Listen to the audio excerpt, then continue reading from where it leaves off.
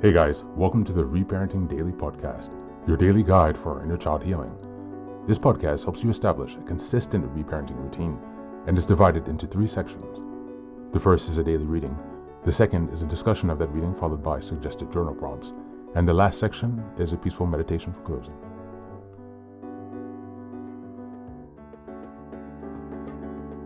Good morning, good afternoon, and good evening from whenever and wherever you're joining us.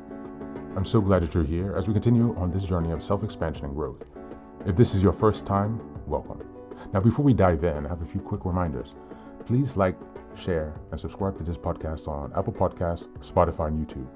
Your support here helps us spread the word, allowing us to continue to grow this community. Next, I'd like to introduce our Patreon group, where we have 3 weekly meetings. On Sundays, we have a meditation meeting. On Tuesdays, we have book club meeting. And on Thursdays, we have open topic discussions. These meetings take place at 6 p.m. CEST, so Amsterdam, Paris time. For my next announcement, I'd also like to introduce the Reparenting Daily journal, which you can find on Amazon. This journal follows along with the podcast, so each weekly and monthly themes are reflected in the journal.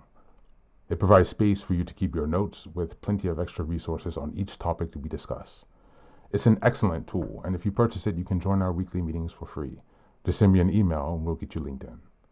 For the last announcement, I'd like to introduce one of my most meaningful creative projects, a 3-volume series entitled Fairy Tales for Reparenting. Now, you might be wondering, why fairy tales? Aren't those just for kids? But through my personal healing journey and in studying the work of Carl Jung, Marie-Louise von Franz, and other spiritual and psychological traditions, I've come to see fairy tales as powerful symbolic maps for transformation. They carry deep, timeless wisdom, especially for those of us doing the hard work of reparenting ourselves. The series follows the structure of the hero's journey. Volume 1 explores the wounded child, stories of loss, betrayal, and innocence. Volume 3 is about the trials of endurance, cunning, and self-discovery. And Volume 3 is the return, stories of transformation, power, and wholeness. Each story is followed by journal prompts and space to reflect on how each story connects to your own inner healing journey. These are not just tales, they're tools. They're an invitation to connect with the part of you that still believes in magic and possibility and healing. You'll find both familiar classic and lesser-known stories from cultures around the world, offering you fresh insights and inspiration on your path. All 3 volumes are now available on Amazon. Your support means so much to me, not just for this project, but for the larger mission of helping myself and others reconnect inwardly. Reparenting is like nurturing a bonsai tree. It's not fast, it's not flashy, but with care, patience, and consistency, it will transform you. Thanks so much for being here and for supporting this work, and also for committing on your personal journey of self-expansion. Now, without further ado, let's dive into today's practice. Today's reading is from Tiny Buddha. The article is entitled, How to Have More Fun in Life. Keep your thoughts from pulling you down. This is a reminder we're in August, and the theme this month is Healing the Inner Child. We're in week 4, which is August 22nd until the 31st, and the theme for this week is integrating play and joy. If it's not fun, you're not doing it right. Bob Bosso. A couple of weeks back, my boyfriend and I went to the local county fair. I love fairs. Forget a minute. That adult me now gets a vertigo just looking at a roller coaster, and that my 30-year-old digestive tract nearly explodes when I catch a whiff of carny food. When you factor in my increasing interest in crafts and farm animals, it somewhat evens out. If you're the fly by the seat of your pants, thrill seeker type, that might sound as exciting as watching paint dry. But I really do love petting furry creatures and thinking about things I can make.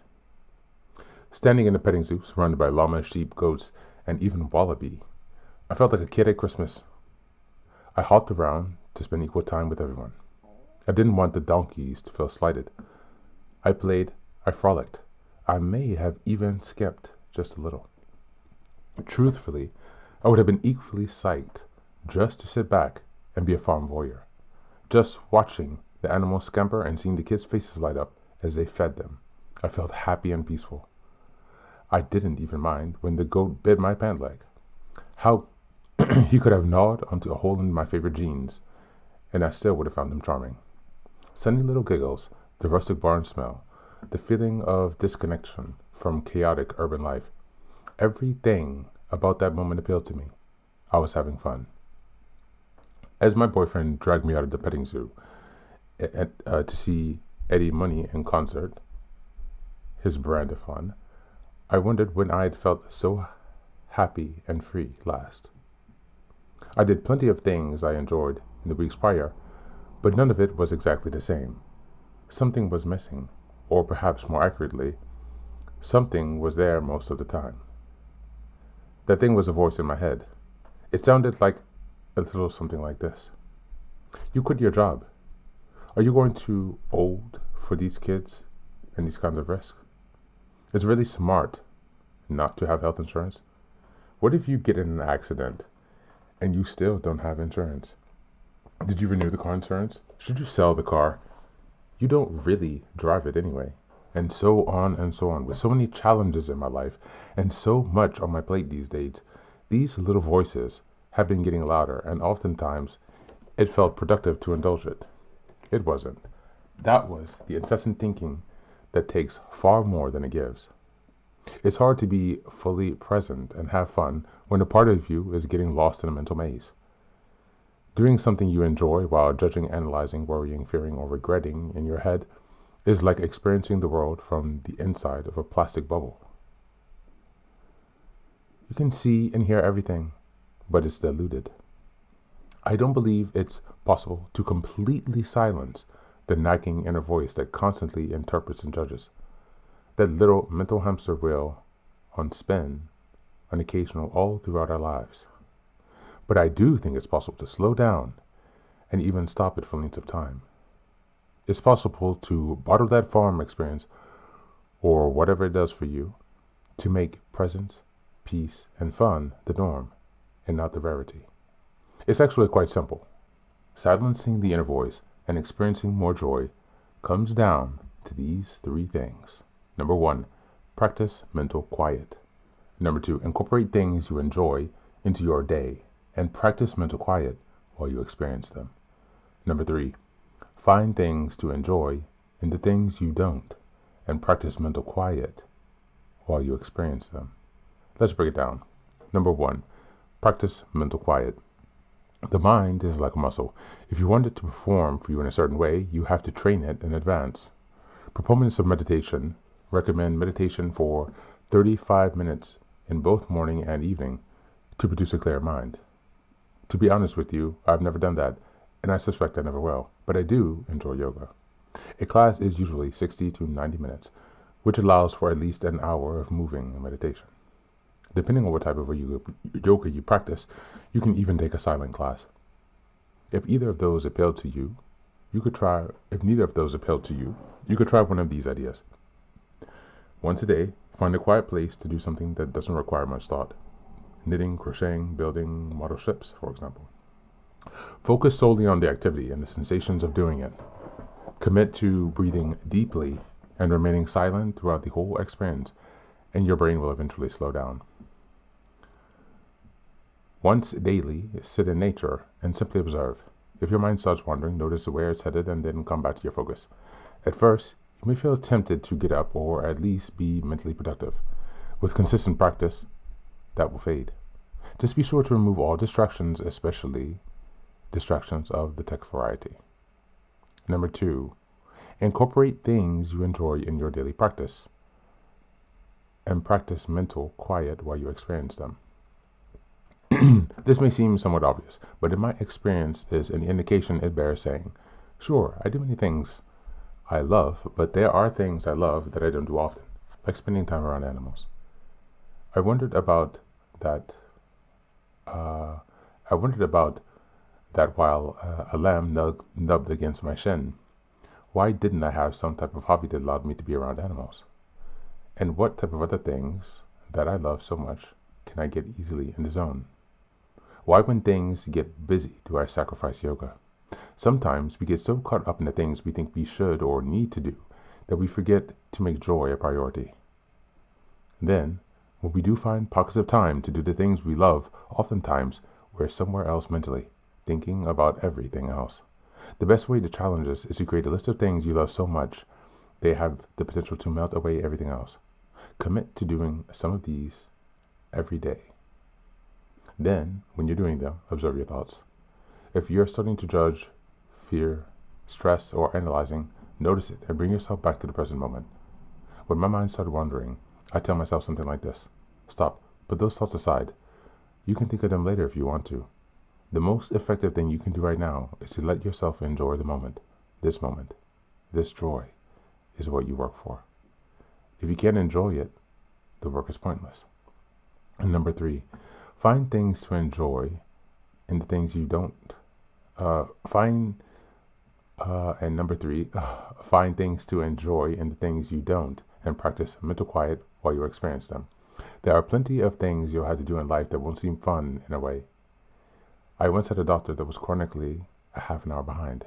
I hated the time in his waiting room because I felt like he was wasting my time. For years I'd shown up there and sit in waiting, seething, thinking about all kinds of negative thoughts, as if I was spitting him with my unspoken hostility.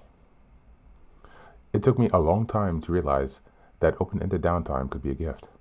I could bring music, magazine, whatever, and use the time to recharge before the rest of the day. I was on someone else's time. I could also use to practice acceptance and mindfulness. When I thought of it that way, the time seemed to be more useful and fun. I like to see it that way, as a ray of sunshine in the waiting room, leading once scores that frustrated patients are in rounds of kumbaya. But that's a lie. Sometimes I drifted back to annoyance, which quickly snowballed into other annoyances. It's all too easy for one grievance to turn into a laundry list of judgments and problems. Hence, the second part of the equation: practice mental quiet. When you're in a situation that's not quite so fun, it might take work to come back to your peace of mind.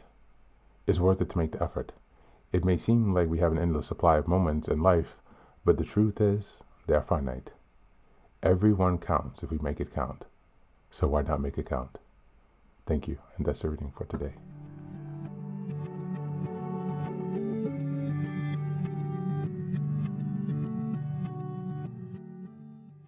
This reading is a perfect fit for August's theme of healing the inner child, because it reminds us that joy is not frivolous, it's medicine. For many of us who grew up with childhood trauma, we may have learned to silence our playfulness with constant criticism, worry, or hyper-responsibility. As adults, even when we do something enjoyable, that inner voice of judgment and anxiety often intrudes, keeping us from being fully present. Healing the inner child requires not just remembering how to play, but also quieting that inner chatter, so the joy can actually just sink in. By practicing mental quiet and allowing ourselves to enjoy the moment, we reconnect with the innocence and wonder our inner child never got to fully experience. For week's 4 theme, integrating play and joy, this reading highlights that play doesn't just happen when life is stress-free. It requires intentional practice. We can reclaim joy and bring mental quiet into activities we love, by choosing hobbies that connect us to playfulness, and even by finding a little spark in joys and tasks we don't like. This is about retraining our nervous system to believe that fun is safe and worthwhile.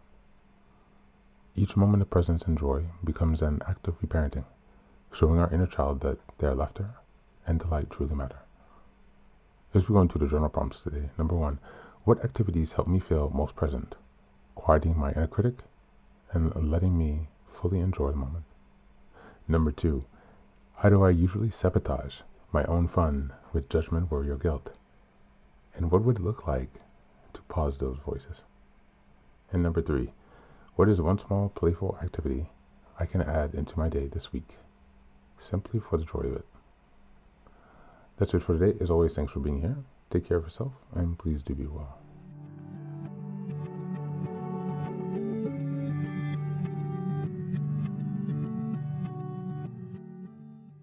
Welcome back.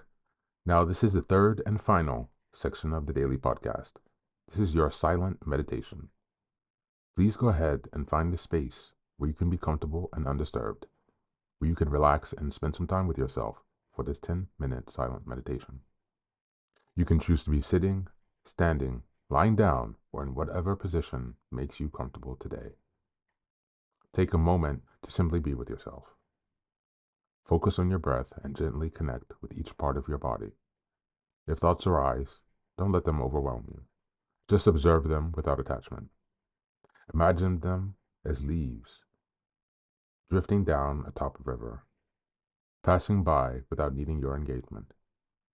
Stay present, grounded, and open to this moment, no matter what time you are listening and practicing this meditation.